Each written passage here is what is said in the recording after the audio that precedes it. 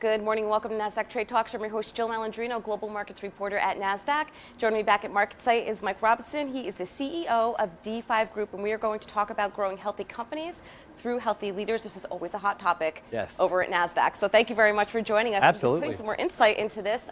So what's the most important ingredient for a healthy team? Good communication, right? I think that obviously if you and I couldn't communicate well, we'd have a breakdown right here.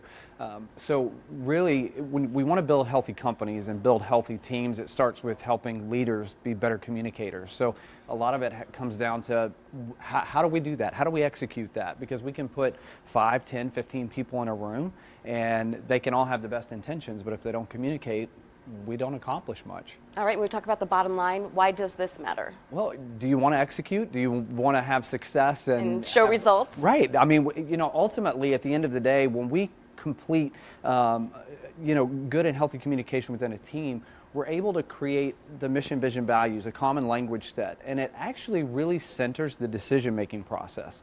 So you can make better decisions, you can hire better team members, you can move with more precision and efficiency in the process, which obviously in the end brings the kind of results that you're always looking for. And this is a question I'm excited to ask you about. How can leaders use failure to help build upon success? Yeah, so that's a big one, right? Because I think our world kind of looks at, we say, because it sounds good, cliche, like everybody fails in their journey to success. I mean, I could sit here, my wife would give you a list of those things right now. But the reality is that we have a tendency to want to sweep them under the rug, wipe them off, and keep moving forward, right?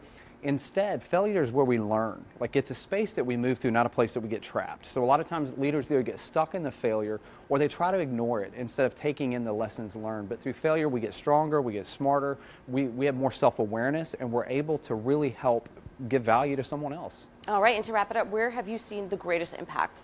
You know, I think in the individual leader, right? Like, it's great if we have growth in revenues, growth in teams and results, but when a leader themselves becomes healthy, it's the fulfillment they have. So when you go home at the end of the day and you feel good about who you are and what you do, that's the most amazing thing in the world to me, because we spend more of our lives, at least during our career years, away from our home and away from our family and in this thing that we do. So if I can find fulfillment and satisfaction in it, it's amazing, and that's where we really get to see the best results, is seeing leaders become healthy, happy, and whole. All right, that's great advice. I think that really should transcend between your personal life and your professional life. Well, thank you very much for joining me back in New York, and thank you for joining me. I'm Jill Malandrino, Global Markets Reporter at Nasdaq.